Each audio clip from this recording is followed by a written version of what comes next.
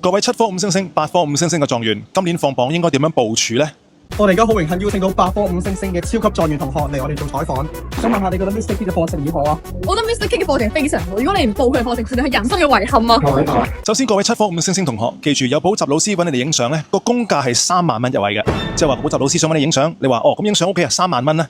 好啦，咁如果你係8科5星星狀元嘅話呢，記住啊，公價係5萬蚊。咁有補習老師想揾你影相嘅話呢，你記住你要收佢5萬蚊㗎。所謂公價嘅意思即係話咧，人哋收開3萬，我想同你講感情，我收1萬蚊就算啦。咁嗱，係你戇居㗎咋，千祈唔好咁蠢啊！咁你會話啦 ，Chris 唔係啊，我同個補習老師咧係做一啲真心嘅讀書分享㗎咋。咁所以我諗住人情價就收5000蚊啦。咁我諗同學你有啲嘢真係搞得唔係好清楚。其實你係製造緊一個雞棚，或者你製造緊泡沫俾呢個補習老師。我哋而家好榮幸邀請到8科5星星嘅超級狀元同學嚟我哋做採訪。一個普通中六嘅學生都識得拍片恥笑補習天王，用錢收買啲7科5星星狀元、8科5星星狀元幫手站台講假說話。作為中文補習老師，你總共教幾多人？當中有幾多5星星？作為英文補習老師，你總共教幾多人？當中有幾多5星星？你唔講，你同我講埋啲冇關係嘅7科5星星狀元、8科5星星狀元，呢啲唔係泡沫，唔係雞棚，係乜嘢啊？咁當然啦，埋沒良心、出賣靈魂嘅工作，咁當然人工梗係高啲啦，3-5萬好正常喎。我哋喺西洋菜南街買個billboard都30萬啦，你淨係買個廣告掛出嚟都30萬，咁入邊嘅料係值3萬蚊，或者10個7科5星星係值30萬，其實都係好少錢嚟㗎咋。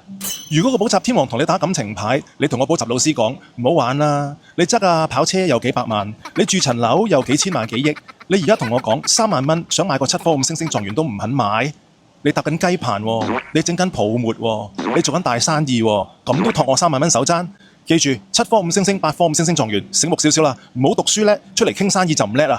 係啊，啲補習天王搭緊雞棚，做緊泡沫，諗住大展拳腳，去到大灣區捉一盤大棋，開啲咩幼兒班啊、初中班啊、大灣區小學網上課程、大灣區幼兒 playgroup 網上課程，賺大錢嘅方向呢，同我哋係香港教出全港最優質成績嘅補習老師背道而馳。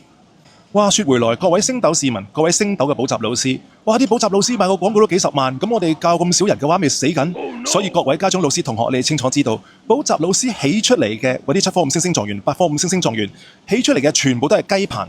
你哋參考補英文科、中文科嗰陣時，尤其是呢兩科，就好似我咁，作為香港全港最高紀錄，我教咗919個人。當中有45個係5星星，11個係 straight 5星星，全部喺同一年發生。呢一年或者呢一個比例嘅數據，正正就係香港全港嘅最高5星星率，全港嘅最高 straight 5星星率，同埋全港嘅最高5加率紀錄。而我 Chris Lau 就係 DSE 英文科香港嘅最高成績、最高5星星率紀錄嘅保持者。我嚟緊7月8月嘅暑期課程，歡迎你。你知唔知道補習天王